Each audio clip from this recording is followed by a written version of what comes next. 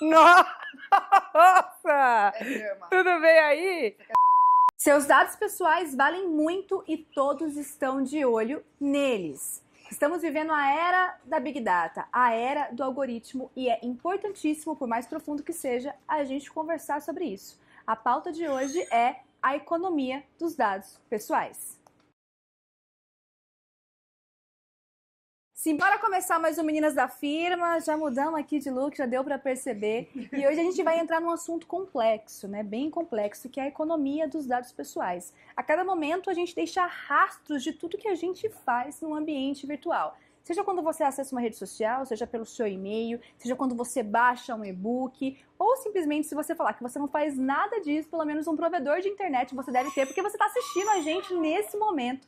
E só por isso você pode ter certeza que os seus dados estão sendo rastreados, compilados, armazenados, cruzados com milhares de outros dados de outras pessoas e recebendo um tratamento para isso. Para onde que esses dados vão? Dados, na verdade, são considerados o novo petróleo. E realmente isso dá pano para manga. É a nova moeda, né? É a nova moeda. Eu acho que a gente pode começar falando que toda vez que você vê alguma coisa na internet que está falando, baixa aqui seu e-book gratuito. Coloque seu e-mail. Ele não é gratuito, você está pagando com os dados. Você está pagando com o seu e-mail, literalmente. É isso que acontece. E é importante que a gente entenda, né, para onde estão vindo esses dados. A gente teve aqui no Brasil, uns anos atrás, vendas enormes de banco de dados. Então, por isso que a gente recebe aqueles e-mails daqueles corretores. Você está interessado num imóvel? Não sei aonde. E você fala, poxa, mas eu, no meu caso, eu nunca nem procurei imóvel para comprar.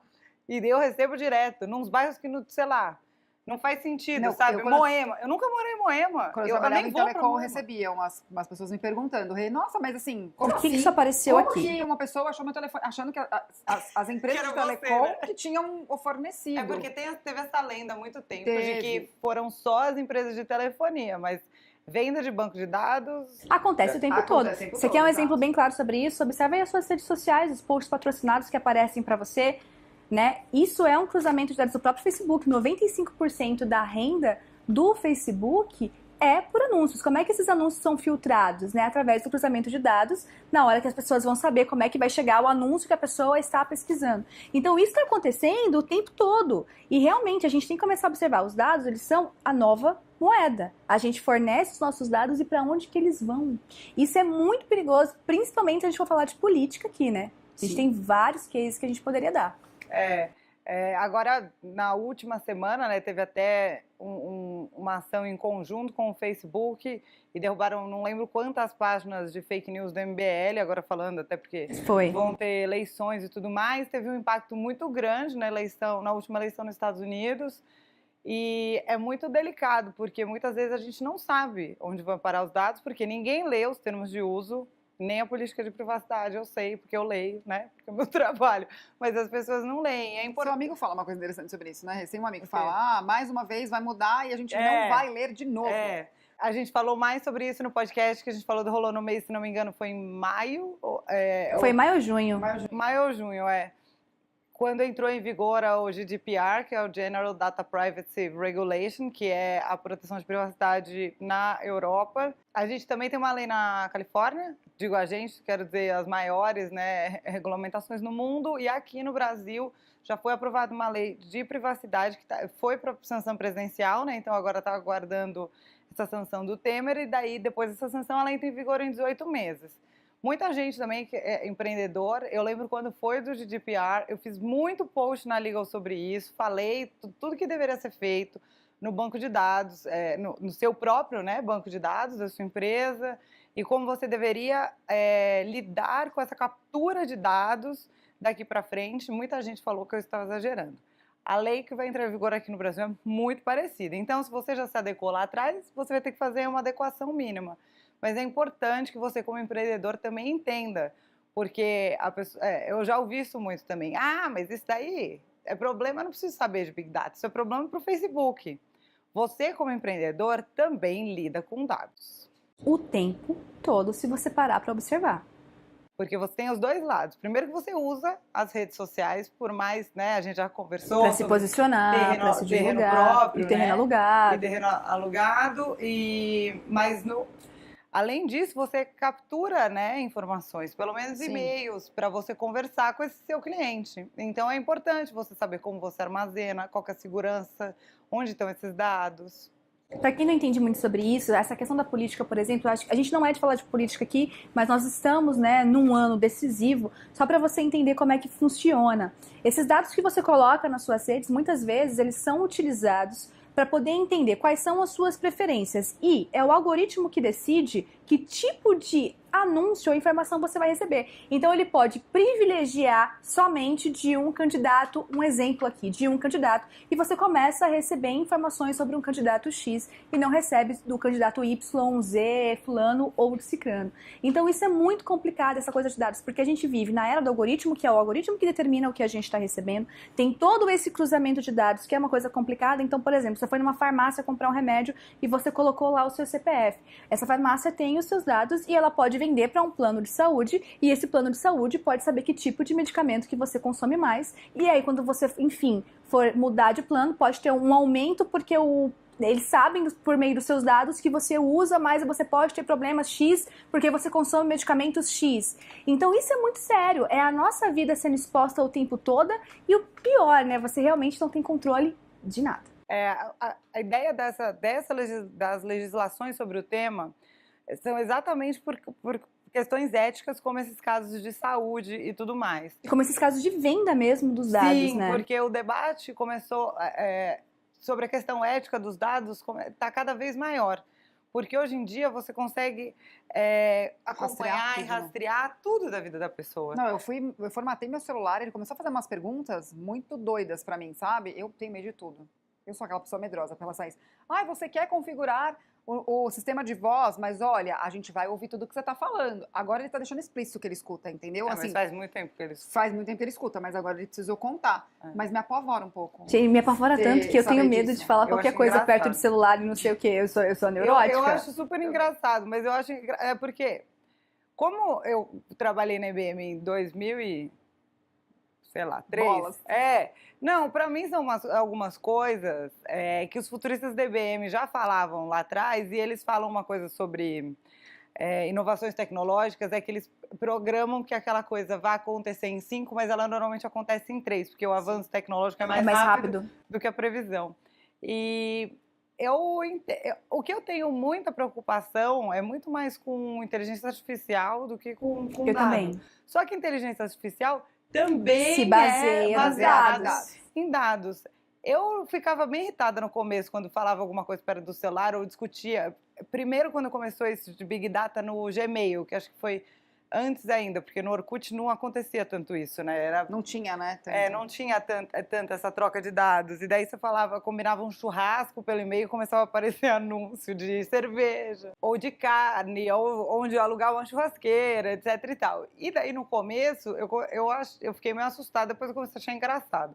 Mas acontece que hoje em dia em tudo, né? Em tudo mesmo. E daí o que eu realmente acho problemático, isso também, né, por política, que é o que a gente falou, a gente não entra aqui em política, menos ainda em posicionamento político de cada uma, que a gente não vai fazer isso, porque a gente acha que não tem, né, impacto direto, né, com os nossos temas, né, com o nosso conteúdo, mas de maneira geral é importante a gente ficar ciente. A gente ficar ciente, porque esse direcionamento de dados fortalece cada vez mais que a gente fique em bolhas. Em bolhas, e que literalmente a gente realmente seja controlado da informação que a gente recebe. Então isso é muito complicado. Sim. No caso, Gabi, você que está aí no Vale do Silício, como são as discussões a respeito desse tema e o que você acha desse tema? Bem, as discussões de Big Data aqui são igual aquela coisa. Você vai tomar um café, tem alguém falando de Big Data. Você vai tomar um outro café, tem alguém falando de Machine Learning.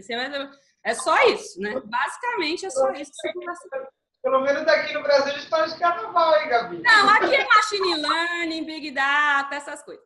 E o que pega para mim? Eu sou muito entusiasta de tecnologia, né? Então, a minha opinião sobre isso é o seguinte: não tem mais como escapar, os seus dados são moedas e você acaba estando no meio desse ciclo aí. Eu fui fazer uma visita a uma empresa aqui chamada IFTTT, If This Then That, que é uma empresa de automação. Essa empresa, ela é associada com mais de 200 serviços com outras empresas de tecnologia, porque ela funciona assim. Você faz uma automação dentro da ferramenta do tipo, toda vez que eu der um print screen no meu iPhone, eu quero que você salve essa foto dentro do meu Dropbox. Toda vez que for chover no dia, eu quero que você pegue essa previsão do tempo e coloque no meu to-doist como um lembrete. Aí, eu fui nessa empresa e perguntei pro cara assim, tá, mas a ferramenta é gratuita. Nós, usuários, não pagamos pela ferramenta. Como é que vocês monetizam? Aí eles falam, a gente monetiza porque a empresa paga a gente pelos dados que você me dá. Então, isso é muito claro no Vale do Silício. A moeda, de fato, aqui é o seu dado. Na minha perspectiva, tem dois lados da moeda. Tem um lado que a gente precisa ficar ligado, porque todos os nossos dados são muito importantes, principalmente os dados que se referem, por exemplo, a filhos, que são pessoas que não têm como controlar as saídas desses dados. E aí você vê que colocando todas essas coisas na internet acaba dificultando isso. O Mark lá no Facebook Kids, né, no Message Kids, ele já foi questionado sobre isso, inclusive. Então, tem esse lado da própria pessoa ficar de olho de para onde ela está colocando os dados dela. Eu acho que a organização digital tem muito a ver com isso, da gente saber, bem, eu uso ferramenta X, Y, Z, eu sei o que eu estou lendo, eu sei para onde eu dou os meus dados. E tem aquilo, né? Eu vou liberar, se eu colocar o meu Stories para funcionar, o seu áudio no seu Instagram vai estar ligado, você vai receber propaganda. Já aconteceu muitas vezes comigo do tipo, meu Deus, achei que tô grávida, preciso comprar um teste de gravidez e no outro dia aparecer anúncio de teste de gravidez no meu Instagram. Acontece. Por quê? Porque o microfone tá ligado, ele vai ouvir. O Mark Zuckerberg tem foto com um adesivo em cima da câmera do computador e um negocinho, um pluginzinho aqui para impedir a entrada do microfone. Então, se ele tem, rola, todo mundo tá ouvindo. Né? Isso é uma coisa meio óbvia. Por um outro lado, essa economia de dados também pode ser muito benéfica. Por exemplo, essa coisa da saúde. Eu uso um Apple Watch. Se a gente for pegar pesquisas de quantas pessoas já foram salvas por conta de de deslizar aqui para chamar 190, 191, né, no caso aqui, para pedir ajuda de emergência, por exemplo, carro bateu, tô aqui, pá, chamei, e aí veio uma pessoa imediatamente. Ou então um médico que sabe de todo o seu andamento, dos seus batimentos e tudo, porque você usou um wearable. Isso é legal, porque ele está coletando dados e pode ser benéfico. Então, eu acho que a gente tem que analisar os dois lados da moeda. Não tem como escapar, mas, por ser uma moeda, a gente tem que começar a gerenciar essa moeda. Sem dúvida. Concordo também. Eu, quando eu era criança, meu tio falava, jornalista também, cara, ele falava, ah, não, a moeda do futuro vai ser a informação. E aí a gente pensava, né, estava aqui pensando enquanto a gente falava, que ia ser a quantidade de informação que você tinha, o quanto você conseguia acumular. Eu tô vendo que é outro tipo de informação. É uma informação em base de dados, né? Exatamente. Porque essa parte da saúde também é muito bom ter tudo no mesmo lugar, por exemplo. Sim. Porque, por exemplo, você muda de médico, você tem que levar aquele monte de exame. Então, ter tudo compilado é muito bom.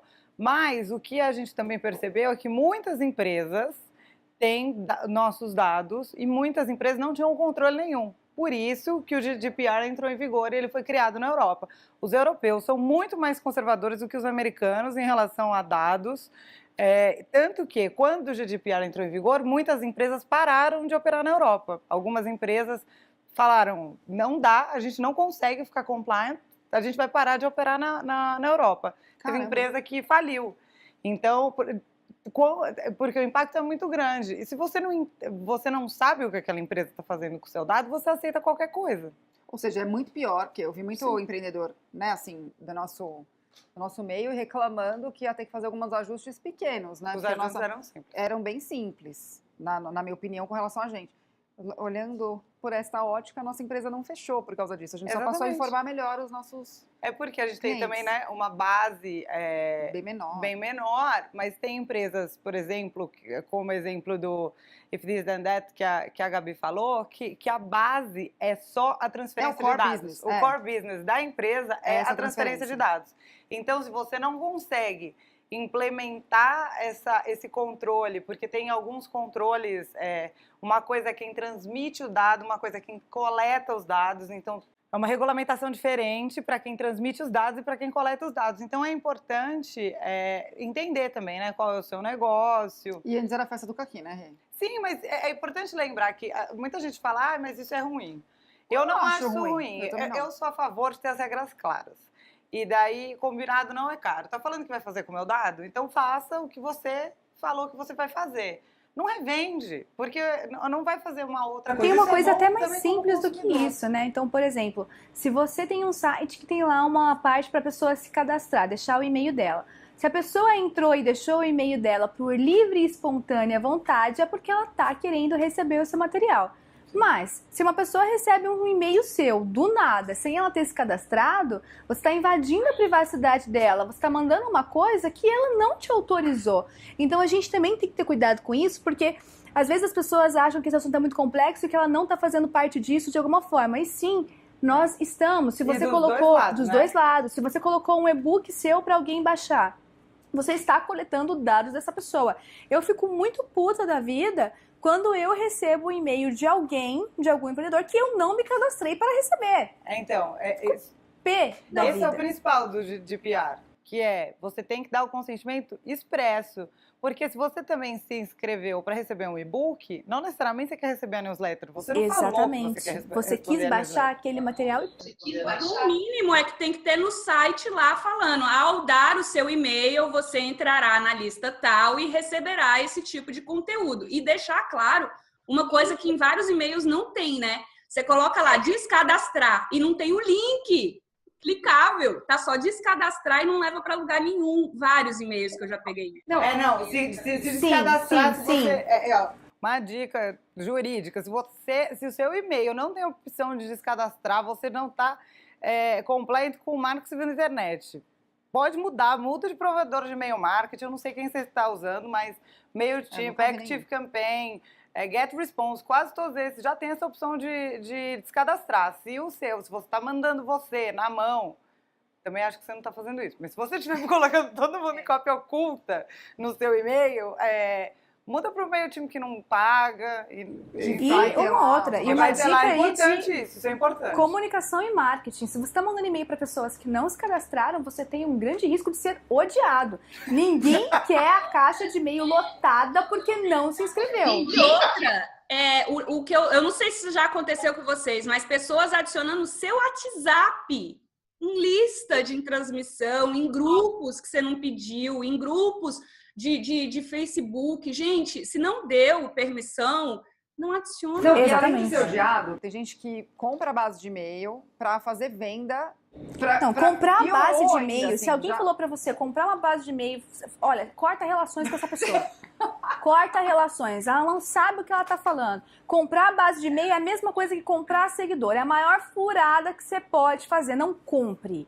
Que não não vai faça reverter, isso. né? Não vai reverter, não explica vai ter por quê, engajamento. tá. Simplesmente você está falando para pessoas que não querem consumir o seu produto. A gente tem que estar falando com quem quer conversar com a gente. Porque o público não é todo mundo. Quem Tem que começar escolheu a ouvir a pensar nisso. gente, né? Exatamente. Ó, dados é um assunto complexo, mas você precisa entender sobre isso porque o mundo está mudando e muito rápido. Se você não tiver compreensão sobre isso, você pode ter certeza que você vai ter que correr atrás desse assunto. A gente vai aprofundar essa questão lá no podcast que vai estar liberado daqui a alguns dias. Então aproveita e deixa sua pergunta aqui no YouTube ou interage com a gente lá no Instagram, @meninasdafirma. E guarde bem os nossos dados, porque a gente só fala com quem está querendo receber a nossa comunicação. O Meninas não manda e-mail para quem não quer receber o nosso e-mail. Então, ó, estamos, eu acho que fazendo tudo direitinho, conforme diz a lei. Não é não? Isso aí. A Rê tá aqui para comprovar. É isso, esperamos vocês no próximo vídeo e muito obrigada para quem ficou até o final. E eu vou dar tchauzinho, porque eu aprendi a dar tchauzinho. Valeu, pessoal. Aí, foi tipo... A Rê faz tipo isso.